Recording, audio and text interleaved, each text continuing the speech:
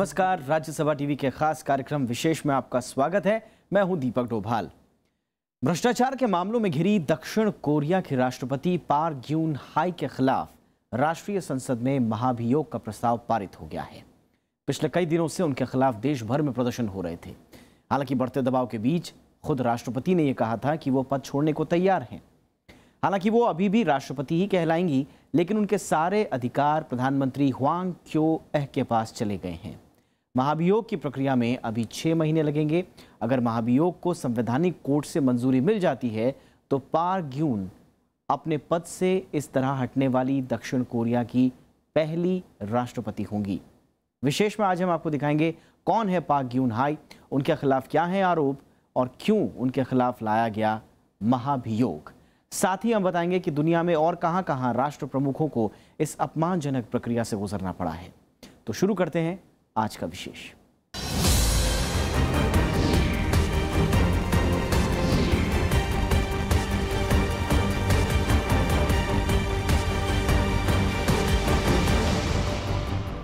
दक्षिण कोरिया की राष्ट्रीय संसद ने राष्ट्रपति पार्क ग्यून हाई के खिलाफ महाभियोग प्रस्ताव पारित कर दिया।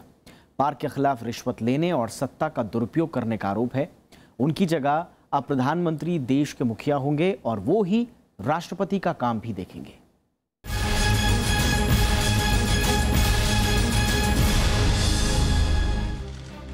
दक्षिण कोरिया के राष्ट्रपति पार्क ग्यून हाई के खिलाफ महाभियोग प्रस्ताव पारित हो गया है। 300 सदस्यीय संसद में महाभियोग चलाने के लिए 2/3 मतों की जरूरत थी। इनमें से 234 सांसदों ने महाभियोग प्रस्ताव का समर्थन किया, जबकि पार्क के पक्ष में महज 56 सांसदों ने वोट किया। उनकी अपनी पार्टी के कई सांसदों ने राष्ट्रपति के विरोध में वोट डाला। इसके साथ ही पार्क की सारी शक्तियां छीन ली गई हैं। हालांकि फिलहाल पार्क ग्यून हाई ही राष्ट्रपति कहलाएंगी, लेकिन उनकी जगह प्रधानमंत्री ह्वांग क्यो-एह राष्ट्र प्रमुख की जिम्मेदारियां निभाएंगे। 저는 참으로 무겁고 안타까운 심정으로 이 자리에 섰습니다. 오늘 국회에서 대통령 탄핵 소추안이 의결되었습니다. संसद में महाभियोग भले ही पारित हो गया हो, लेकिन इस फैसले को लागू करने के लिए अभी 9 जजों वाले संवैधानिक कोर्ट से मंजूरी लेनी होगी। इस प्रक्रिया में अभी 6 महीने का वक्त लग सकता है। अगर महाभियोग को संवैधानिक कोर्ट से मंजूरी मिल जाती है तो पार्क ग्यून हाई को अपना पद छोड़ना होगा। अगर ऐसा होता है तो दक्षिण कोरिया के लोकतांत्रिक इतिहास में ये पहला मौका होगा जब किसी राष्ट्रपति को उसके कार्यकाल के बीच में ही हटा दिया गया हो। पार्क का 5 साल का कार्यकाल फरवरी 2018 में खत्म होना है।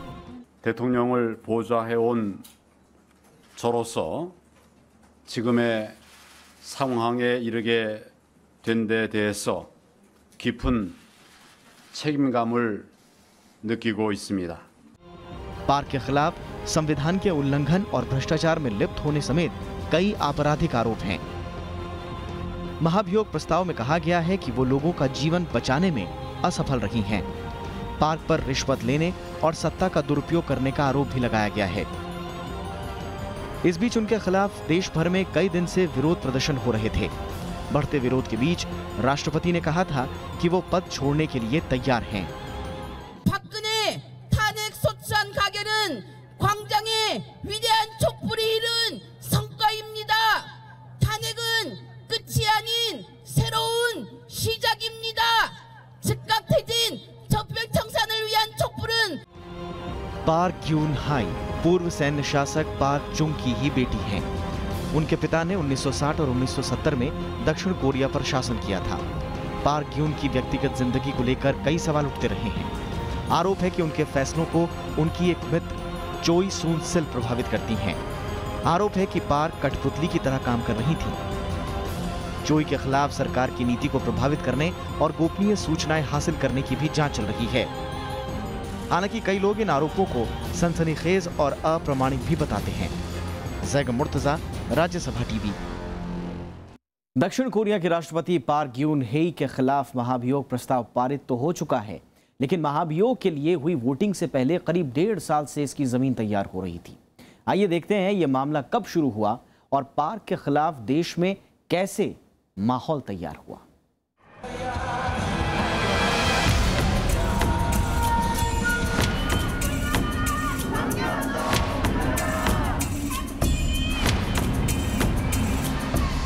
दक्षिण कोरिया की सबसे ताकतवर महिला पार्क ह्यून हेई की सारी शक्तियां अब छिन गई हैं। हालांकि वे अभी पद पर बनी रहेंगी, लेकिन पार्क की जगह प्रधानमंत्री ही देश के मुखिया होंगे और वही राष्ट्रपति का काम भी देखेंगे। लेकिन पार्क के खिलाफ ये माहौल रातों रात नहीं बना, बल्कि इसकी जमीन काफी पहले से तैयार हो रही थी।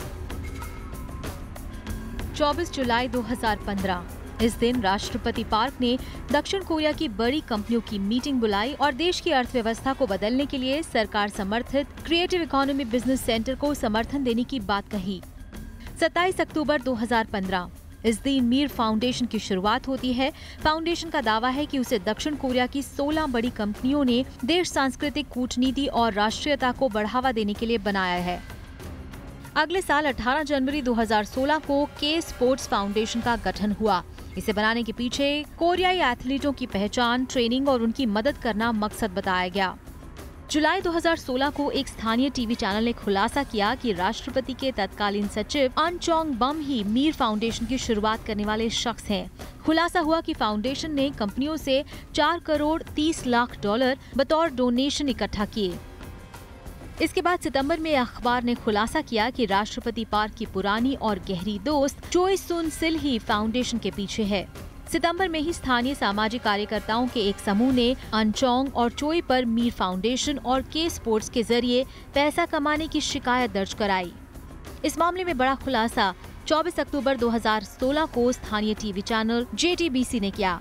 चैनल ने अपनी रिपोर्ट में राष्ट्रपति पार्क के अहम भाषण चोई के ऑफिस से बरामद करने का दावा किया। इससे इस बात को और हवा मिली कि दरअसल पार्क की मित्र चोई ही पर्दे के पीछे से सरकार चला रही है। आरोपों के अगले दिन ही यानी कि 25 अक्टूबर को राष्ट्रपति पार्क ने सार्वजनिक तौर पर देश से माफी मांगी। उन्होंने इस बात को भी स्वीकार किया कि उन्होंने अपनी सहेली चोई से कुछ मामलों पर सलाह ली थी।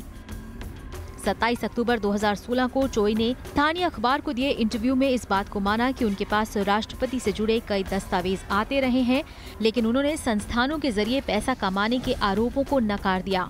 वो 30 अक्टूबर को जर्मनी से दक्षिण कोरिया लौट आईं। 31 अक्टूबर को पुलिस ने चोई को कई आरोपों के तहत हिरासत में ले लिया। बाद में 3 नवंबर को कोर्ट ने भी चोई की गिरफ्तारी को मंजूरी दे दी। 4 नवंबर को पार्क ने राष्ट्रीय संबोधन में जांचकर्ताओं को पूरा सहयोग देने की बात कही। उन्होंने कहा कि वो किसी भी गलती की जिम्मेदारी लेने को तैयार हैं। 6 नवंबर को पार्क के पूर्व सचिवों अन चोंग बम और जियोंग हो सियोंग को गिरफ्तार कर लिया गया। उन पर स्थानीय कंपनियों से पैसे की उगाही और संवेदनशील दस्तावेज लीक करने के आरोप लगे। इस बीच पार्क के खिलाफ लोगों का गुस्सा बढ़ता गया और 12 नवंबर को लाखों प्रदर्शनकारियों ने राष्ट्रपति के इस्तीफे की मांग करते हुए प्रेसिडेंशियल कॉम्प्लेक्स की तरफ कूच किया। हालांकि पुलिस ने प्रदर्शनकारियों को रोक लिया। इस दौरान कई कंपनियों के अधिकारियों से पूछताछ चलती रही और पार्क के करीबी चोई, अन और जियोंग को भी हिरासत में कई सवाल पूछे गए। 29 नवंबर को पार्क ने तीसरी बार सार्वजनिक माफी मांगी और इस्तीफे की पेशकश की, लेकिन उनकी माफी का जनता पर कोई असर नहीं पड़ा और 3 दिसंबर को 15 लाख से ज्यादा लोग सेंट्रल सियोल में मोमबत्तियां लेकर पहुंचे। इस बीच सैमसंग और हुंडई समेत औद्योगिक संगठनों के शीर्ष अधिकारियों को संसद में पेशी पर बुलाया गया। 9 दिसंबर को दक्षिण कोरिया की संसद में राष्ट्रपति के खिलाफ महाभियोग पर वोटिंग हुई। Bureau report, Rajya Sabha TV. Park Geun हुई दक्षिण कोरिया की 11वीं राष्ट्रपति हैं। महाभियोग के जरिए राष्ट्रपति पद की सारी शक्ति छीने जाने से पहले उन्होंने 3 साल तक वहां की कमान संभाली। 2013 में जब उन्हें राष्ट्रपति चुना गया तो दक्षिण कोरिया के लिए वो ऐतिहासिक लम्हा था। इस पद पर वो पहुंचने वाली पहली महिला बनी। आइए देखते हैं पार्क ग्यून हाई का राजनीतिक सफर। 25 फरवरी 2013 को जब पार्क ग्यून हाई ने दक्षिण कोरिया की राष्ट्रपति पद की शपथ ली तो वो न सिर्फ कोरिया बल्कि पूरे उत्तर पूर्व एशिया में इस पद पर पहुंचने वाली पहली महिला बनी, जबकि पूर्वी एशिया में महज तीसरी महिला राष्ट्राध्यक्ष बनने का उन्हें गौरव हासिल हुआ। राष्ट्रपति बनने से पहले वो 2004 से 2006 और फिर 2011 से 2012 तक ग्रांड नेशनल पार्टी की अध्यक्ष की जिम्मेदारी संभाल रही थीं। 2011 में इसी पार्टी का नाम बदलकर सैनुरी पार्टी रखा गया। 1998 से 2012 के बीच वो लगातार 4 बार कोरियन नेशनल असेंबली की भी सदस्य रहीं। यानी बीते 1.5 दशकों से पार्क ग्यून हाई का राजनीतिक दबदबा दक्षिण कोरिया पर साफ देखा जा सकता है। 2 फरवरी 1952 को जन्मी पार्क ग्यून हाई को राजनीति विरासत में मिली। उनके पिता पार्क chung हाई 1963 से 1979 तक दक्षिण कोरिया के राष्ट्रपति रहे। उनकी शुरुआती पढ़ाई लिखाई राजधानी सियोल में हुई। बाद में उच्च शिक्षा के लिए वो फ्रांस गईं। लेकिन 1974 में मां की हत्या के बाद वो वापस दक्षिण कोरिया लौट आईं। 26 अक्टूबर 1979 को उनके पिता की भी हत्या कर दी गई। उनके पिता पर मानवाधिकार हनन के कई आरोप थे और उनके ही खुफिया प्रमुख ने पार्क chung हाई की हत्या कर दी। 2007 में पार्क ग्यून हाई ने पिता के शासनकाल के दौरान हुए मानवाधिकार हनन के लिए सार्वजनिक माफी मांगी। कई देशों में समय गुजारने के चलते कोरियन के अलावा वो चाइनीज, अंग्रेजी, फ्रेंच और स्पेनिश भाषा पर भी अधिकार रखती हैं। 1998 वो साल था जब राष्ट्रीय राजनीति में पार्क ने कदम रखा। उपचुनाव जीतकर वो असेंबली पहुंची और फिर उनकी जीत का ये सिलसिला रुका नहीं। एक के बाद एक 4 चुनावों में उन्हें जीत हासिल हुई। 2004 में उनकी ही पार्टी के राष्ट्रपति रो मू ह्यून के खिलाफ भी महाभियोग चला। इसके बाद ग्रैंड नेशनल पार्टी की लोकप्रियता कम हुई, लेकिन इसके बावजूद पार्क की अगुवाई में पार्टी ने 121 सीटें जीतने में कामयाबी हासिल की। 2006 में उन पर जानलेवा हमला भी हुआ, लेकिन वो बाल बाल बच गईं। उसके बाद पार्क ग्यून हाई की शख्सियत और बड़ी हो गई। 2004 से 2006 के बीच उनकी अगुवाई में ग्रैंड नेशनल पार्टी ने सभी 40 चुनावों में जीत हासिल की। 2007 में वो राष्ट्रपति का चुनाव हार गईं, लेकिन संगठन बनाने पर उन्होंने जी तोड़ मेहनत की। दिसंबर 2011 में उन्होंने पार्टी का नाम बदलकर सैनुरी पार्टी रखा और अगले ही साल उन्हें देश का राष्ट्रपति चुना गया। बाजारवादी आर्थिक नीति के चलते पार्क की कुछ आलोचनाएं भी हुईं, लेकिन अपनी सख्ती के लिए जाने जाने वाली पार्क ने इन पर ज्यादा तवज्जो नहीं दी। हालांकि बाद में उन्होंने कल्याणकारी योजनाओं पर ध्यान देना शुरू किया। पूर्ववर्ती राष्ट्रपति की तरह ही उन्होंने भी अमेरिका के साथ गहरा गठजोड़ किया, लेकिन अमेरिका के साथ संबंध को उन्होंने और ज्यादा मजबूती देने की तरफ बढ़ाया। उनका पहला विदेशी दौरा अमेरिका का ही था। कोरियन प्रायद्वीप में उन्होंने मजबूत विदेश नीति के आधार पर चीन और रूस से भी नाराजगी मोल ली। इसी दौरान जापान और अमेरिका उनके और करीब आए, लेकिन उत्तर कोरिया के साथ दक्षिण कोरिया के संबंधों में खटास और बढ़ी। 2013 और 2014 में उन्हें दुनिया की सबसे शक्तिशाली महिलाओं की सूची में जगह दी गई। हाल तक पूर्वी एशिया की उन्हें सबसे शक्तिशाली महिला माना जाता था। Bureau report, Rajya Sabha TV. दक्षिण कोरिया में जारी राजनीतिक अस्थिरता का असर समूचे इलाके पर पड़ सकता है। असल में पिछले कुछ महीनों से कोरियन प्रायद्वीप में तनातनी का माहौल है। ऐसे में अगर दक्षिण कोरिया राजनीतिक तौर पर मजबूत नहीं रहा तो वहां नया शक्ति संतुलन पैदा हो सकता है।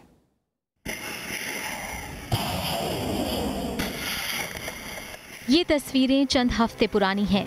अमेरिका ने दक्षिण कोरिया में अत्याधुनिक थार्ड मिसाइल लगाने का ऐलान किया तो दक्षिण कोरिया में मिली जुली प्रतिक्रिया देखी गई।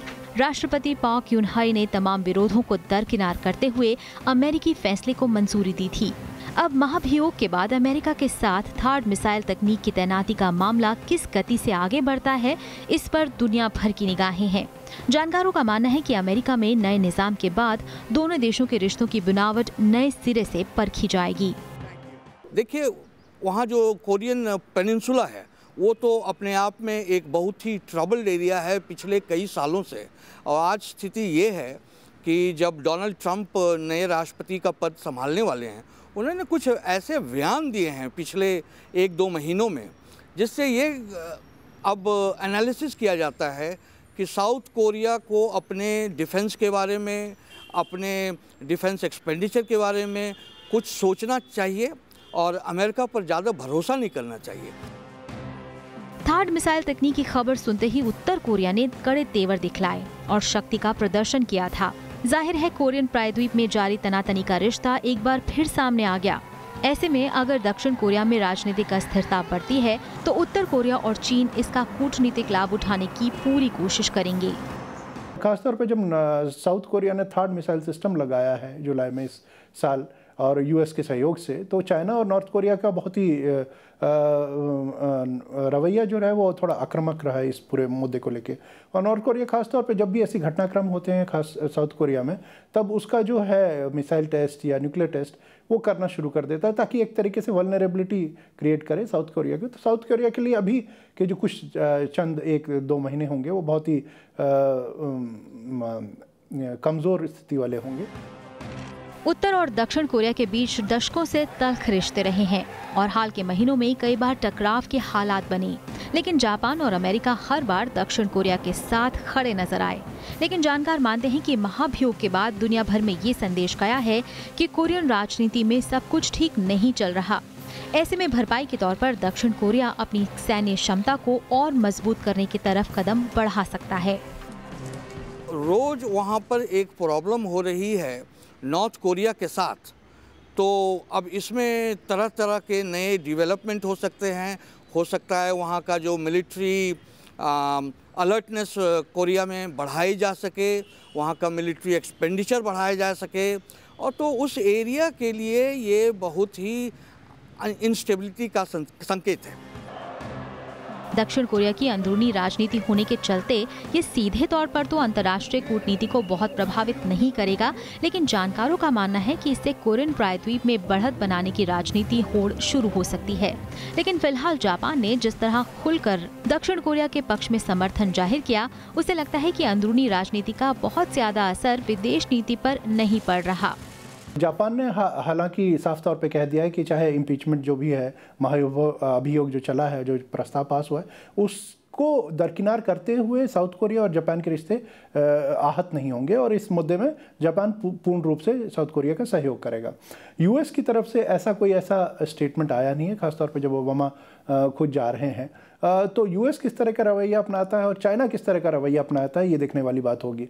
हालांकि साउथ कोरिया का अभी तक में जितना भी रहा है इकोनॉमिक्स और फाइनेंस को अगर देखें तो ठीक ठाक ही रहा है, उनकी मार्केट्स इस तरह से वल्नरेबल नहीं हुई है। भारत के साथ दक्षिण कोरिया का करीबी रिश्ता रहा है और वहाँ की कई कंपनियां भारत के बाजार की बड़ी हिस्सेदार हैं। ऐसे में अगर राजनीतिक अस्थिरता के चलते बाजार में गिरावट आती है तो भारत समेत कई देशों को इसका नुकसान उठाना पड़ सकता है। दोनों के बीच में जो ट्रेड रिलेशनशिप है बहुत गहरे हैं, करीब 20 बिलियन डॉलर के हो चुके हैं। और हमारे जो देश में बड़े बड़े जो इन्वेस्टमेंट हुए हैं वो कोरिया से आए हैं, हुंडई के हैं, सैमसंग के हैं और भी बहुत सारे इस तरह के कंपनी हैं। तो ये मैं समझता हूँ कि किसी भी तरह का अस्थिरता अगर कोरिया में होता है तो हमारे रिश्ते के लिए ये थोड़ा सा गड़बड़ है। दक्षिण कोरियन कंपनियों ने सिर्फ भारत में ही नहीं बल्कि दुनिया के कई मुल्कों में भारी निवेश कर रखा है।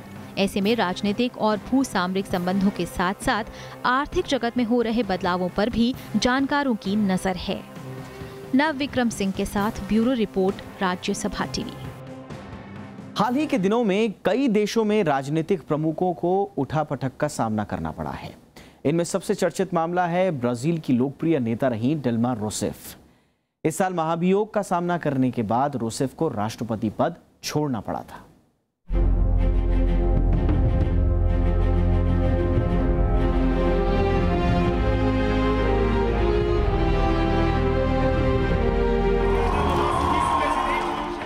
फरवरी 2016 में ब्राजील की राष्ट्रपति डिल्मा रूसेफ के खिलाफ ब्राजील की संसद के निचले सदन चैम्बर ऑफ डेपुटीज ने महाभियोग चलाने का प्रस्ताव पारित कर दिया। 513 सदस्यों वाले निचले सदन में प्रस्तावित महाभियोग पर चर्चा के बाद वोटिंग हुई, जिसमें डिल्मा की हार हुई। इसके बाद उन्हें पद से निलंबित कर दिया गया। 31 अगस्त 2016 को महाभियोग प्रस्ताव पारित होने के बाद डिल्मा को राष्ट्रपति पद छोड़ना पड़ा। डिल्मा पर 2014 में बजट कानून का उल्लंघन करने का आरोप लगाया गया। ब्राजील वाला पूरा मुद्दा जो था वो उनकी जो ऑयल कंपनी है उसके मुद्दे को लेकर कहा गया था।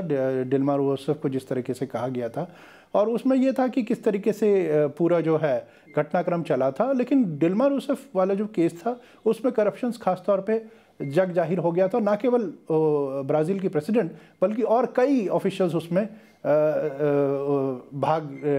उनका साथ था इस पूरे करप्शन वाले इशू को लेके। इससे पहले ब्राजील में ही देश के 32वें राष्ट्रपति फर्नांडो कोलोर डी मेलो के खिलाफ 1992 में महाभियोग प्रस्ताव आया था। उनके खिलाफ रिश्वत लेने और सरकार के धन का दुरुपयोग करने का आरोप जांच में सही पाया गया था। ब्राजीली कांग्रेस में प्रस्ताव पारित होने के बाद डी मेलो को इस्तीफा देना पड़ा। इसके अलावा उनके चुनाव लड़ने पर अगले 8 साल तक रोक लगा दी गई। ब्राज़ील को ऐसा कोई देश नहीं है जो कि एक तरीके से थ्रेटन करता है, धमकी देता है। नॉर्थ कोरिया एक खुद बहुत ही न्यूक्लियर सक्षम देश है और इस मद्देनज़र साउथ कोरिया में जो घटनाक्रम हुए वो चिंता का विषय है। 1981 में ईरान के पहले राष्ट्रपति अबुल हसन बनी सद्र महाभियोग के जरिए हटा दिए गए थे। उनके खिलाफ ईरानी संसद मजलिस में महाभियोग प्रस्ताव पारित किया गया। इसके बाद मोहम्मद अली रजाई को नया राष्ट्रपति बनाया गया।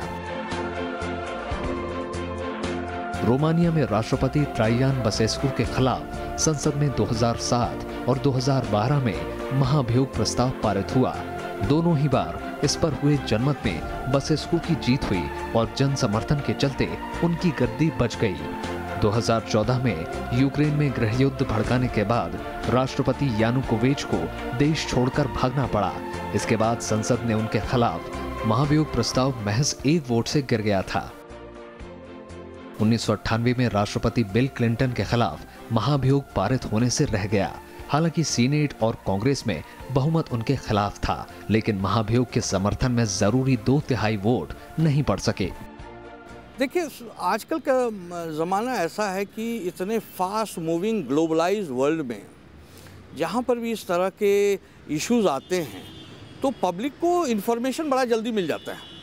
और अब जब इस तरह का बहुत सारे ऐसे इंस्टीट्यूशंस हैं जो कि इस तरह के काम में लगे हुए हैं, तो मैं समझता हूँ कि अब कोई भी रूलर कहीं भी अब ज़्यादा अगर करप्शन इशू है तो उसको किसी न किसी का परसेप्शन का शिकार बनना पड़ता है।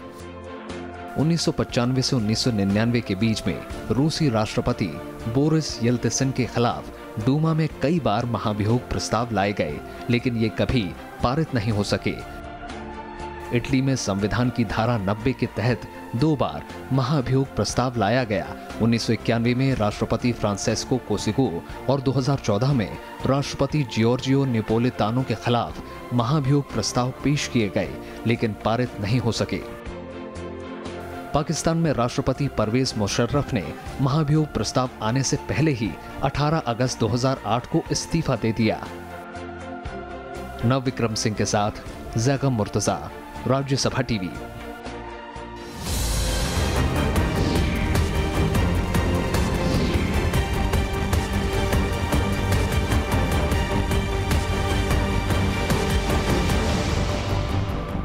तो ये था आज का विशेष। पूरी टीम को दीजिए इजाजत। नमस्कार।